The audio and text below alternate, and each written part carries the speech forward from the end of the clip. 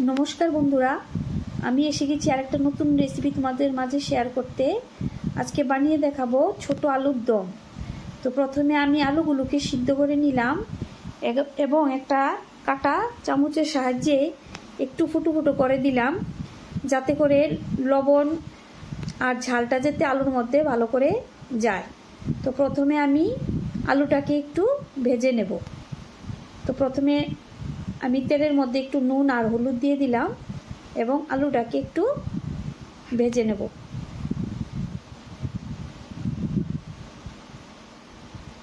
সামান্যই ভাজবো, বেশি ভাজবো না।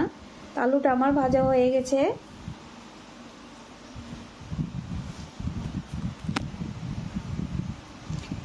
এখন আমি গ্রেভিটা তৈরি করে নেব। প্রথমে আমি শুকনো লঙ্কা আর তেজপাতা দিয়ে দিলাম, আর দিয়ে দিব একটু শাহি জিরা ফোড়নে।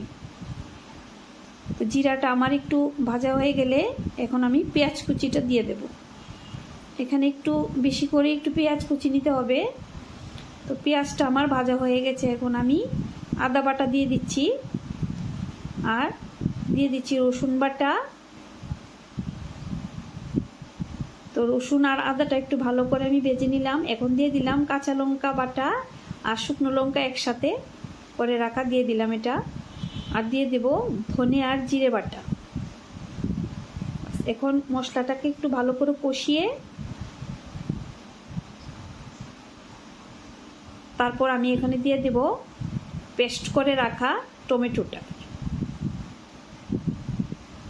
টমেটো পেস্টটা আমি দিয়ে দিলাম।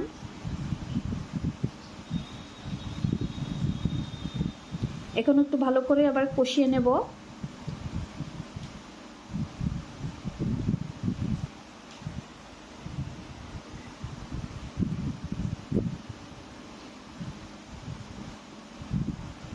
এখন আমি একটু টক দই দিয়ে দেব, ফেটিয়ে রাখা।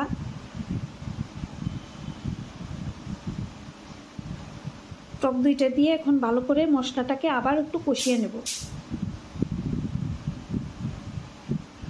তো মশলা আমার কষানো হয়ে গেছে। এখন আমি ভেজে রাখা আলুগুলো দিয়ে দেব মশলার সাথে। এখন আলুগুলোর সাথে মশলাটাকে আর একটু কষিয়ে নেব।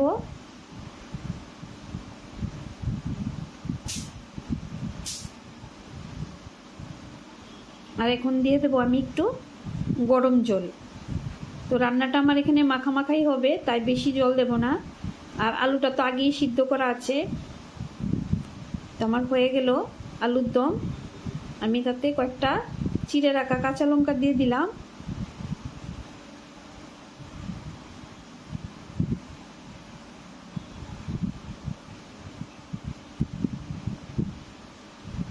আর সবশেষে আমি একটু দিয়ে দেব গরম মশলা গুঁড়ো, আর দিয়ে দেব ধনে পাতা। তো কীরকম লাগছে আমার আলুর দমটা জানাবে। তো আমার আলুর দম হয়ে গেল।